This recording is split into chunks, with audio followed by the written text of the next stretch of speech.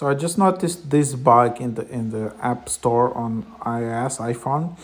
I'm using iPhone 14 Pro. So basically, when you sign out of your Apple ID and you sign back in, the first time you want to install the new app, for example, I want to install this one, it asks me the password. And then if you enter the password, you should be able to install new apps with Face ID. But for some reason, when I signed into my Apple ID, it started to ask me my password, not Face ID, all the time when installing new apps.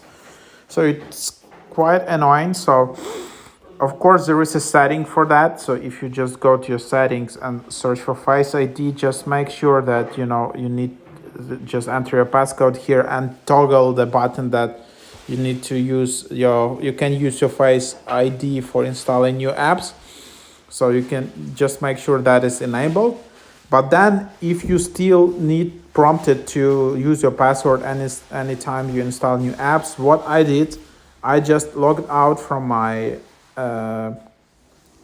just logged out from my Apple ID from here and then just logged back in.